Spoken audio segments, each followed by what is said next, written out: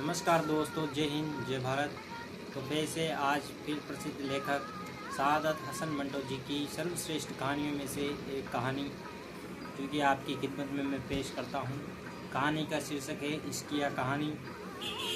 तो कहानी कुछ इस प्रकार से शुरू होती है। आइए जानते हैं क्या होता है इस कहानी में। कहानी कुछ यूँ है कि मेरे मुतल्लिक आम लोगों को ये शिकायत है कि मैं इश्किया कहानियाँ नहीं लिखता। ये कह रहे हैं सादत हसन मंटो जी कि मैं इश्किया कहानियाँ नहीं लिखता। मेरे अफसानों में चूँकि इश्क और मोहब्बत की चाशनी नहीं होती, इसलिए वो बिल्कुल सपाट होते हैं।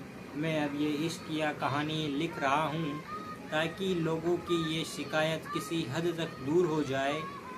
जमील का नाम अगर आपने पहले नहीं सुना तो अब सुन लीजिए।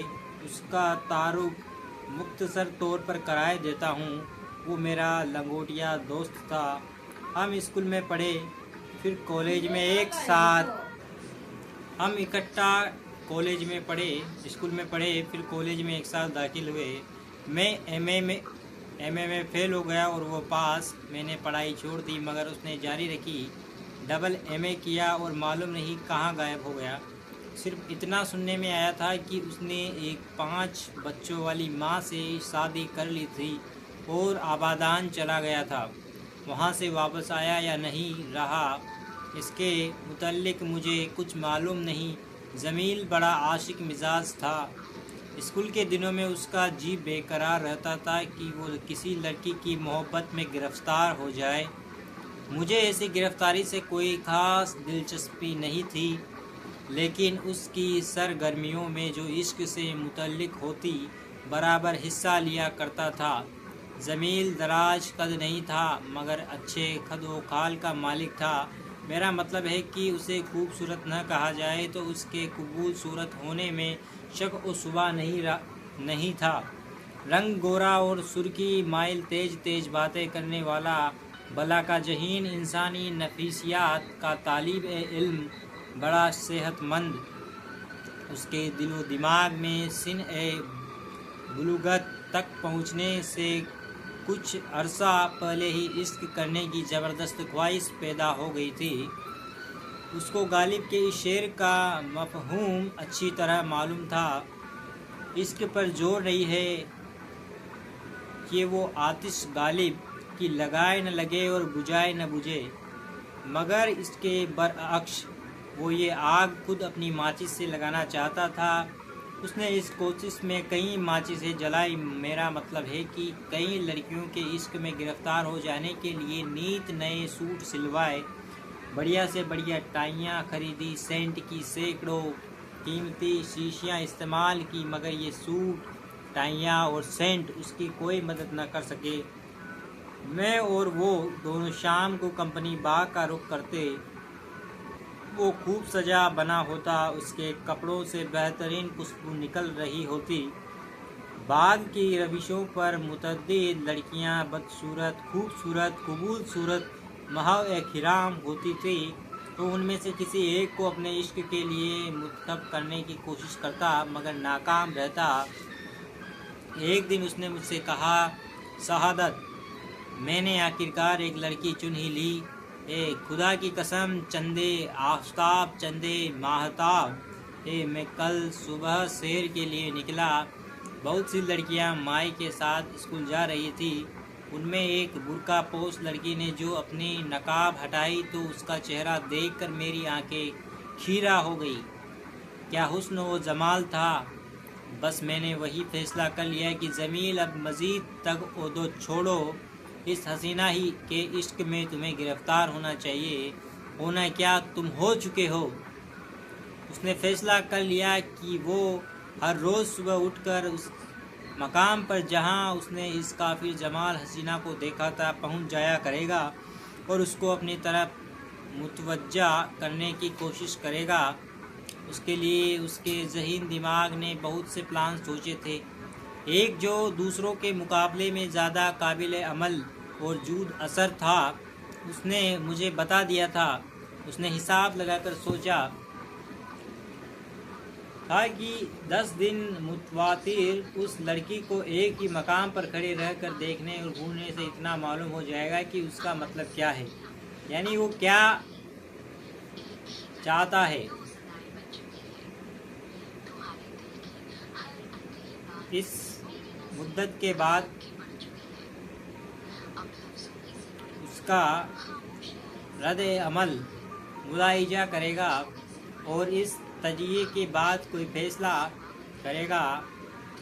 ये अगल्ब था कि वो लड़की उसका देखना घूरना पसंद न करे, माई से या अपने वालिदैन से उसके खैर अखलाकी रवैये की शिकायत कर दे। ये भी मुमकिन था कि वो राज़ी हो जाती।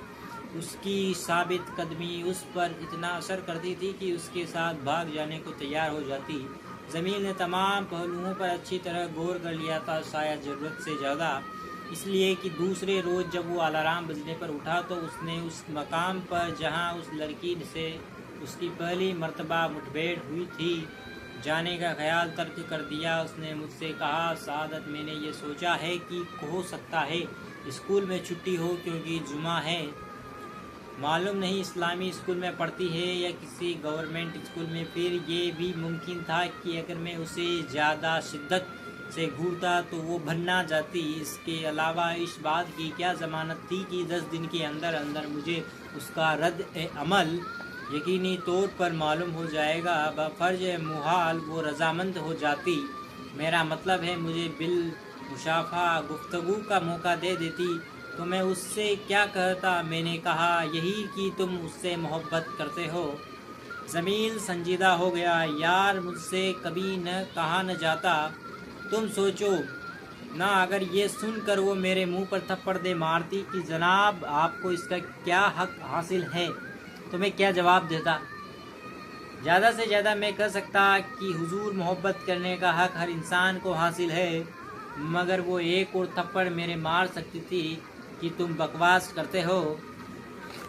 कौन कहता है कि तुम इंसान हो। किस्सा मुख्तसर ये कि ज़मील उस हसीन और जमील लड़की की मोहब्बत में खुद को अपनी तजिया खुदी के बाइस गिरफ्तार न करा सका, मगर उसकी ख्वाहिश बदस्तूर मौजूद थी। एक और खूबरू लड़की उसकी तलाश करने वाली निगाहों के सामने आई और उसने फ़ौरन तहैया कर लिया कि उससे इश्क लड़ाना शुरू कर देगा।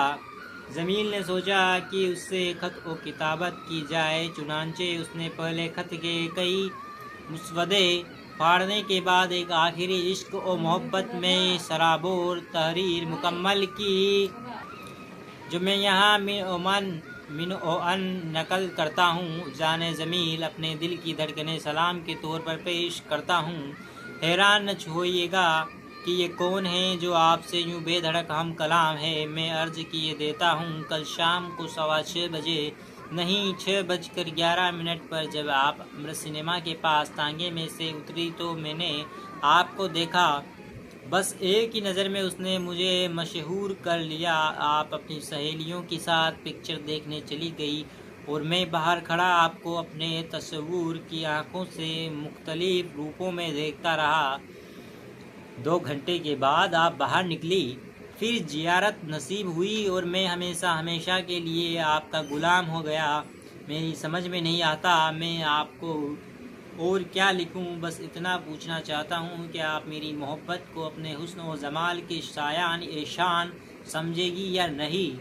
अगर आपने मुझे ठुकरा दिया तो मैं खुदकुशी नहीं करूंगा, जिंदा रहूंगा ताकि आपको दीदार होते रहे। आपके हुस्न और जमाल का परस्तार ज़मील। यह खत उसने मेरे घर में एक खुशबूदार कागज़ पर अपनी तहरीर से मुंतकिल किया था। लिफाफा फूलदार और खुशबूदार था, जिसको जमालियाती जोक ने पसंद नहीं किया था। चंद रोज़ के बाद जमील मुझसे मिला तो मालूम हुआ कि उसने ये खत उस लड़की तक नहीं पहुंचाया। अवलन इसलिए कि इश्क का आगाज़ खत से करना नामुनासिब है, सानियन इसलिए कि इस खत की तहरीर बेरक्त और बेअसर है। उसने खुद को लड़की मुतस्सवर करके यह खत पढ़ा और उसको बहुत मजहका खेज मालूम हुआ। सालिसन इसलिए कि तफ्तीश करने के बाद उसको मालूम हुआ कि लड़की हिंदू है। ये मरहला भी शुरू होने से पहले ही ख़त्म हो गया। उसके घर में मेरा आना जाना था, मुझसे कोई पर्दा वगैरह नहीं था। हम घंटों बैठे पढ़ाई या गपबाजियों में मशगूल रहते। उसकी 2 बहनें थी, छोटी छोटी, उनसे बड़ी बचकाना किस्म की पुरलुत्फ बातें होती। उसकी मौसी की एक इंतहा दर्जे की सादा लोह लड़की अर्जा थी। उम्र यही कोई 17-18 बरस होगी। उसका हम दोनों बहुत मजाक उड़ाया करते थे।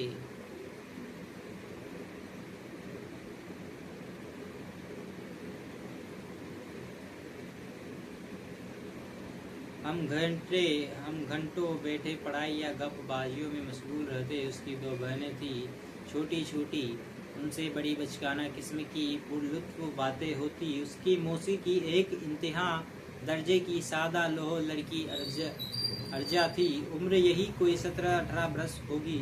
उसका हम दोनों बहुत मजाक उड़ाया करते थे। जमील की जब दूसरी कोशिश भी बार आवर साबित न हुई तो वो 2 महीने तक खामोश रहा।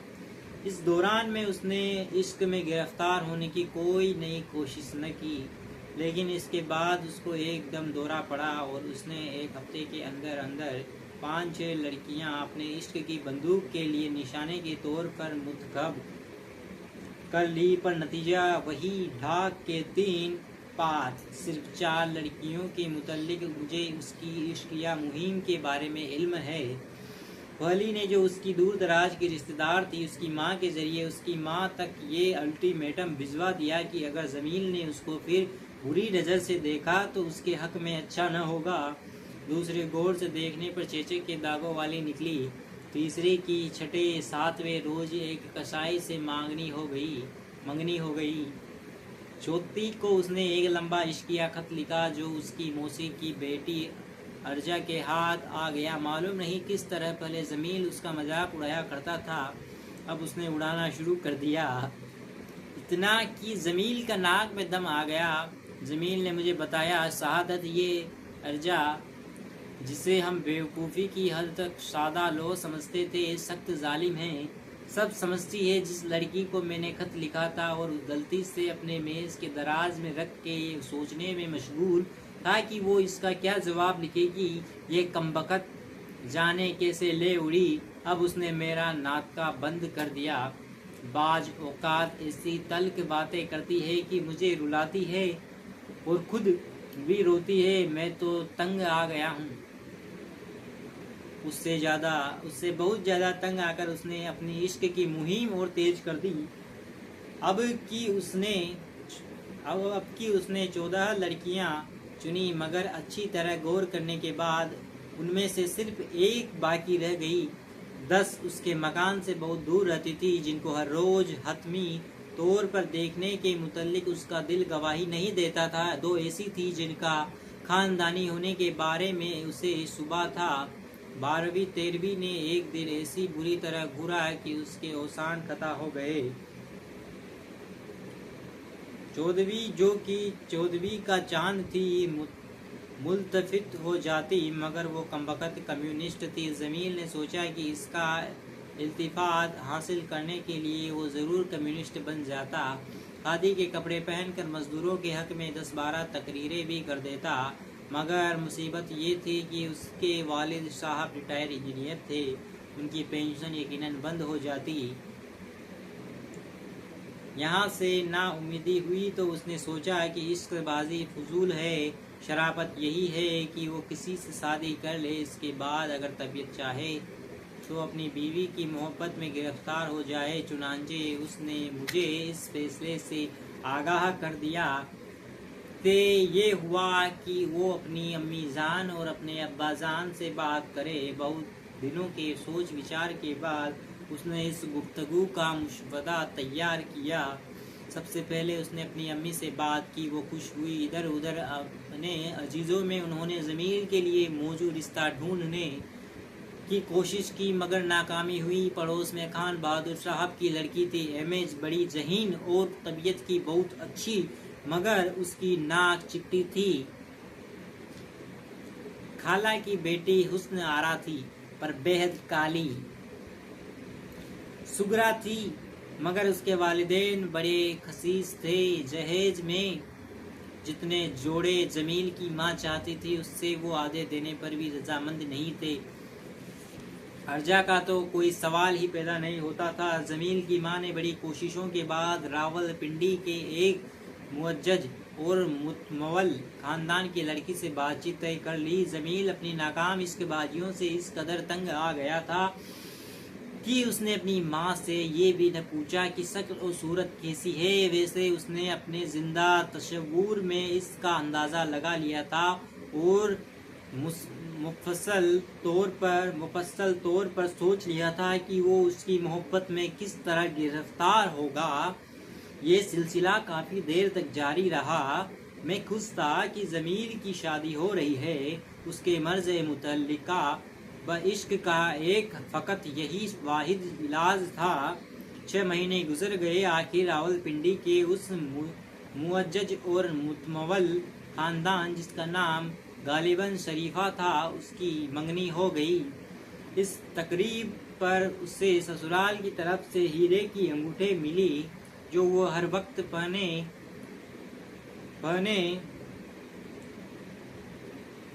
रहता था। इस पर उसने एक नज्म भी लिखी जिसका कोई शेर मुझे याद नहीं। एक बरस तक सोचता रहा कि उसे अपनी दुल्हन को कब अपने यहाँ लाना चाहिए। आदमी चूंकि आज़ाद और रोशन ख्याल किस्म का था, इसलिए उसकी ख्वाहिश थी कि माँ बाप से अलहदा अपना घर बनाए। ये कैसे होना चाहिए, उसमें किस डिज़ाइन का फर्नीचर हो, नौकर कितने हो, माहवार खर्च कितना होगा, सास के साथ उसका क्या सलूक होगा, इन तमाम उमूर के बारे में उसने काफ़ी सोच विचार की। नतीजा ये हुआ कि लड़की वाले तंग आ गए। वो चाहते थे कि रुखसती का मरहला जल्द तय हो। जमील इस बारे में कोई फैसला न कर सका, लेकिन उसकी अम्मी ने एक तारीख मुकर्रर कर दी। कार्ड वार्ड छप गए। वलीमे की दावत के लिए ज़रूरी सामान का बंदोबस्त कर लिया गया। उसके वालिद बुजुर्गवार शेख मोहम्मद इस्माइल साहब रिटायर्ड इंजीनियर बहुत मशहूर थे, मगर जमील बहुत परेशान था इसलिए कि वो अपने बनने वाले घर का आखिरी नक्शा तैयार नहीं कर सका था। रुखसती की तारीख 9 अक्टूबर मुकर्रर की गई। 8 अक्टूबर की शाम को बहुत देर तक, मेरा ख्याल है रात के 2 बजे तक, उस आने वाले हादिसे के मुतालिक तबादला एक ख्याल करते रहे, लेकिन किसी नतीजे पर न पहुँचे। आखिर तय ये हुआ कि जो होता है होने दिया जाए, और ये हुआ कि 9 अक्टूबर की सुबह को मुँह अंधेरे जमील मेरे पास सख्त इज़्तिराब और कर्ब के आलम में आया और उसने मुझे ये खबर सुनाई कि उसकी मौसी की लड़की अर्जा ने, जो बेवकूफ़ी की हद तक सादा लोग थी, खुदकुशी कर ली है, इसलिए कि उसको ज़मीन से वालिहाना इश्क था। वो बर्दाश्त न कर सकी कि उसके महबूब और माबूद की शादी किसी और लड़की से हो। इस जिम्न में उसके ज़मील के नाम खत लिखा जिसकी इबारत बहुत दर्दनाक थी। मेरा ख्याल है कि ये तहरीर यादगार के तौर पर उसके पास महफूज होगी। चलिए इसी कहानी को अब यहाँ ख़त्म करते हैं और मिलते हैं ऐसी ही शानदार कहानियों के साथ। बने रहिए हमारे चैनल बेटर थिंकर्स के साथ। धन्यवाद दोस्तों।